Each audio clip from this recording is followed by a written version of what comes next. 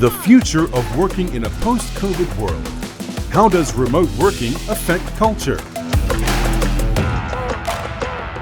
By the way, I believe that this topic will be really interesting for our audience who are experiencing how it is actually to work remotely quite often when you're just sitting on the beach in some sunny country and you're working for your company, which might be in some cold country, for example, for instance. To discuss this, I'm excited to have on the stage our moderator, Davinia Kutajar, partner at WH Partner. Please give her a big hand. Also welcome on the stage Cordelia Morgan Cooper, former head of people at Cafe Rocks. Give her a big hand. Also please welcome on the stage Eugenio Gonzalez, CEO at OZ Finance. I think you'll join us shortly. Also, last but not least, give it up to Julian Coppin, CEO at Finductive. Thank you so much, and Davinia, the floor is yours. Oh, and Yuri Dvojnos, who is the Chief Innovation Officer at Aura.com, is joining our panel. Thank you. I just wanted to start with a very brief introduction. So for all of us, COVID has had huge impacts also in how we manage our human resources. It's forced us to adapt to a new reality, and perhaps you could share individually the key things that you went through as a company as soon as COVID struck. We were prepared, but we were not prepared, and what you did to hit the ground running. Maybe we can just start. Sure. So I've been working for a remote company for the last year, and really what I've seen is that a company that is well prepared, it then means that you're able to kind of ride the storm when it comes to remote working. I think by putting trust and passion at really the forefront of everything that we did as a company, it then meant that remote working does work. And I think the main thing is to not be afraid of remote working. It doesn't need to be some big, scary concept. By working closely with your workforce, it's actually easy to put it together, but you have to have that level of trust. You're saying it's easy to put it together if there's trust. Julian, we were just discussing this before we came on stage. Could I have your opinion on this? Yes, certainly. Trust, it was a big issue, especially for somebody of my age, let's say, because you get used to working, or used to your staff working from the office, from being there, from coming in at 8 o'clock in the morning, leaving 5 o'clock or whatever in the evening. But then you're going to believe that they're going to do exactly the same thing from home, or from, as that you were saying, a beach or something like that. So for us to get that learning curve, it needed the management side of it and the executive side of it to actually learn to trust, which is something that coming from just a normal working day to going to this remote working, it was a very difficult thing to do. Did you introduce any new systems to be able to monitor how things are being managed, maybe new sort of KPIs or anything like that? Yeah, essentially what we did is we gave the KPIs to the heads. So the heads were managing their own staff, they were managing their time. In our business, we're in payments and banking, and in our business we have certain cut-off times. So we couldn't have somebody that decided that they wanted to work at 4 a.m. or stop working at midday, because we have certain times that we have to actually have the people there to do the work. However, what they can do within their teams is they can manage their teams so that they can rotate the time, so that they always have to cover, etc. And this worked really, really well. One thing that we also had to take into consideration was the investment that you have to put into remote working. You know, these staff, they all had laptops, they all work from laptops, but they're used to working with 2 screens in the office, they're used to having printers in the office, etc., etc. And you have to get this investment into it as well. So your asset base grows with the remote working as well. And our last panelist, did you have similar experiences? Yeah, thank you very much. Well, you know what? I sit on a really interesting experience because I, right on the back of the pandemic launch, I sold a company, a startup, which I did to largest American cybersecurity company called Aura.com, which I now work with.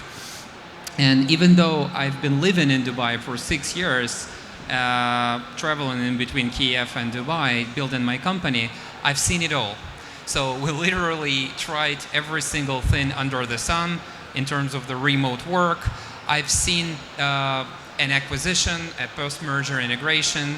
I've seen the company being fully fledged open towards hiring everywhere. And then I've seen things of, oh, okay, we're probably going to stick to several particular time zones, and then we're going to do those specific things to maybe introduce hybrid.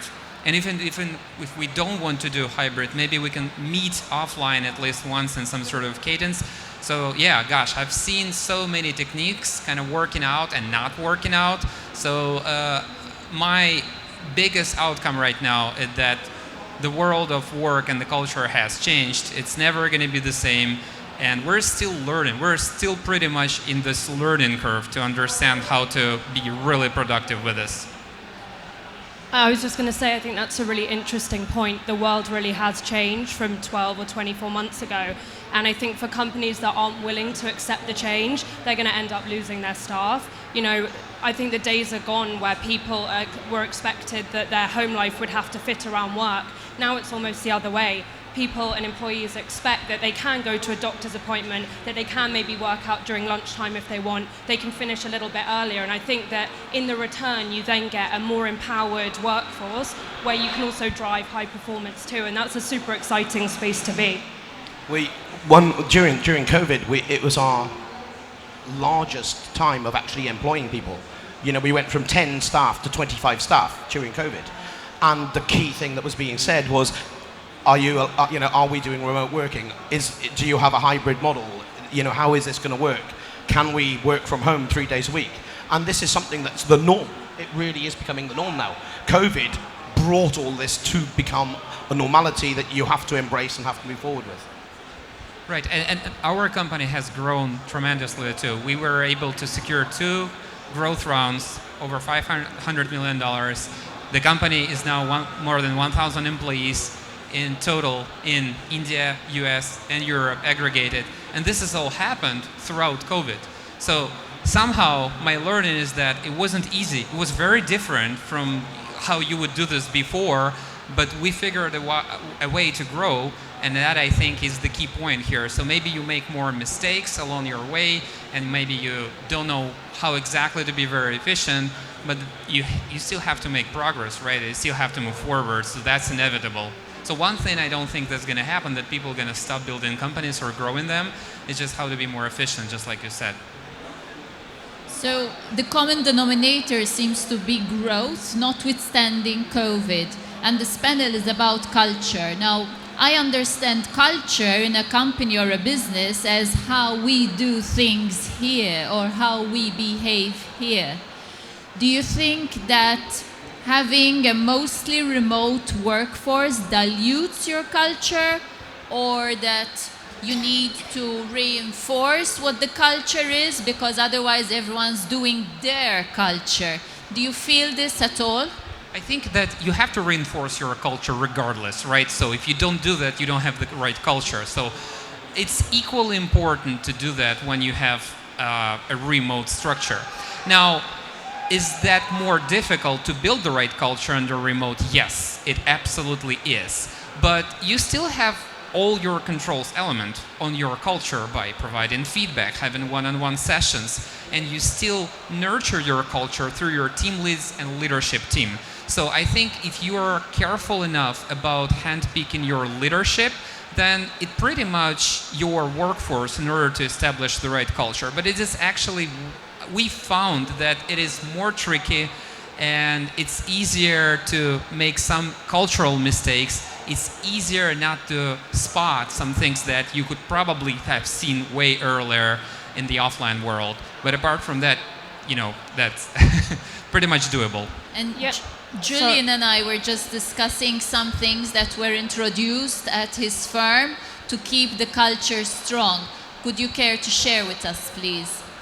Yeah. So again, with remote working, you need to embrace the new Zoom culture or the Skype culture, let's call it, and culture itself is very, very difficult, as you're saying, to actually feed that in to remote working. So you have to allow, let's say, your staff to guide the culture as well, because you have certain staff that embrace working at home. They're really happy working from home, working remotely, but then mentally you have some staff that find it really, really difficult. So we made sure that our meetings, we always had a meeting first thing in the morning. It's something we don't do in the office, but we do it remotely because everybody's there. And it was the fact that, everybody bring a cup of coffee with you. It's a coffee morning, it's not a meeting, and that works. It helps them become part of the organization, still feel part of the organization. As I was saying to you, we grew office-wise as well. We had a very small office, and during COVID, we grew a new 300 square meter office in Malta, which some people thought was crazy because of the remote working. But people still want to be part of that office. They still want to have this focal point that they know this is where we work, this is our place of work, even if they are working from home. They still have that focus of this is what we've become. Cordelia, you were going to intervene. Yeah, I was just going to say that along with culture, the thing that you also need to keep an eye on is around mental health, because it's very difficult for people, very easy for people to become burnt out extremely quickly. So what we did was we implemented a 24/7 mental health support for all of our workforce. So they can either text, they can call, and it just means that, it's okay to have a day when you're not feeling okay.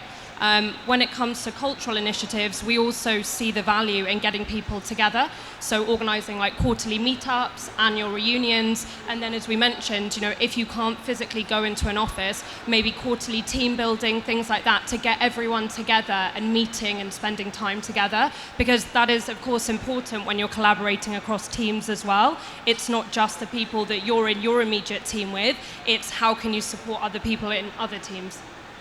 And there were organizations similar to what you're talking about. They've changed things so Alibaba apparently had an alley day, which suddenly became a quilt making day where everyone was knitting quilts. I would have done very poorly on that day.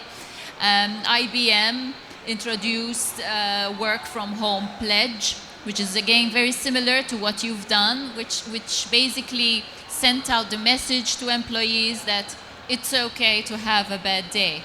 And I think it's very important that people can be told, especially those who are working remotely full-time, it's okay to have a bad day. Do you think that a hybrid system is the future? A hybrid of work from home, but also coming to the office on specific days? I think it really suits different types of people. There are some people that the physical interaction isn't so important, and maybe for some particular roles it doesn't necessarily make sense for people to be coming into the office.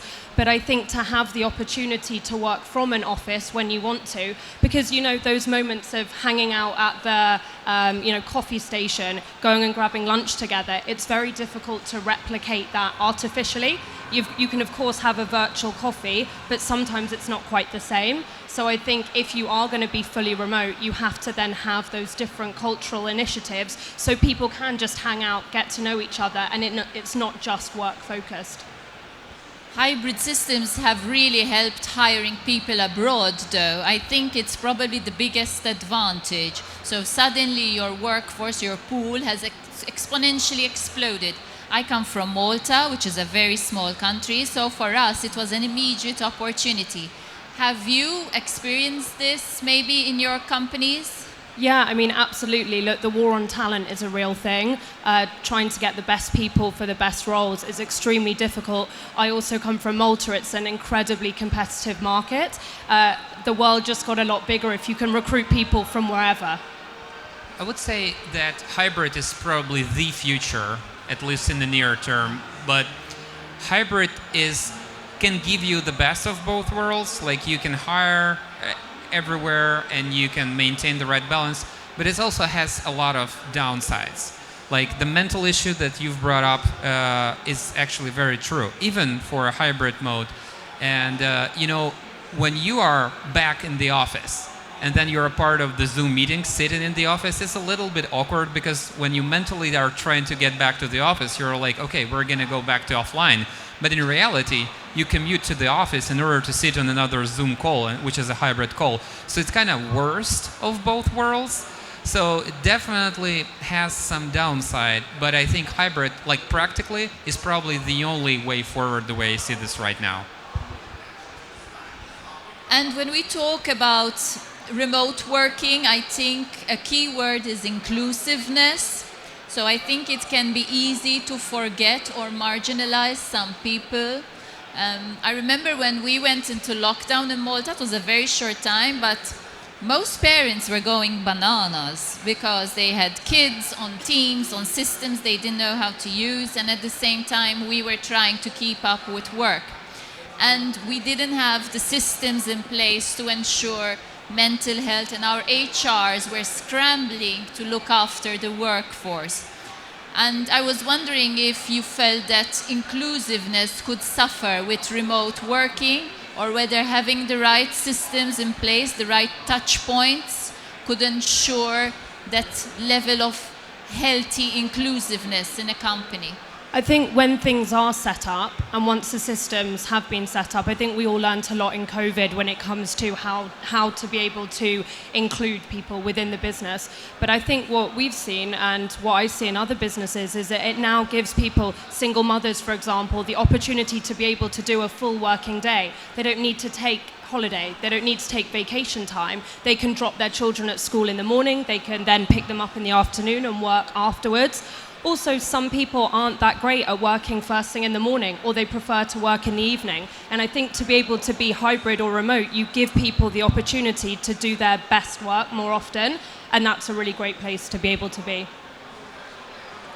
So to conclude, like a common theme I've heard is basically if you have good managers, you can manage this. Do you agree? Yeah, and I would also say that it does provide more opportunity. Like, frankly, positioning your role as a remote role does include more candidates from a geographical perspective, from an inclusive gender perspective. So it definitely beats the inclusiveness drum. But I also would say that diversity is something that business should be really, really keen to welcome inside their business. And sometimes it's tricky.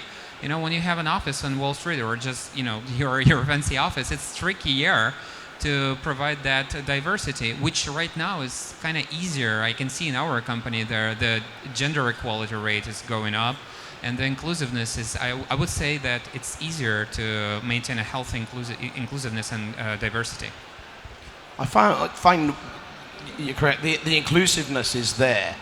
You try to bring everybody in together. You try to create things that everybody can get involved in. But one thing, and we go back, and I know it's a short time, we'll go back to the mental health side of it. We have to try and also stop people from working. Because when you have somebody working, and they're working remotely, and they're working from home, you'll see that they've logged on at 5 a.m. And you'll see that they're logging off at 8 p.m. Not because they love their job. Hopefully they do love their job. But because it's there, they get up, they turn their laptop on, before they go to bed. They just carry on working, and then next thing it's 8 p.m. and they're like, oh, I haven't eaten, I haven't done this. And you need to be aware of that as well. So the mental health isn't just about people that can't handle working from home. It's about people that work too much from home. Yeah, absolutely. And I think that's something that managers have to work very closely with their teams on, because if the manager or a head of is working until 1 a.m. and logging back in on a Sunday, the expectation then becomes, even without the expectation, that the team should be doing the same. So what we did was super simple things like putting on delayed scheduling for emails, so that the email would be written at whatever time you want to log in on, but it would then go out 9 o'clock on a Monday, and then switching Slack off so that it would show that you were away, even if you were doing things in the background. And I think that just fosters more of a healthy work-life balance, because people can't be expected to be working or feeling like they need to work 16, 17 hours a day. It's just not sustainable. Agreed. Thank you very much for your insights today. It was a pleasure meeting you. Thank you. Thank you. Thank you. Thank you.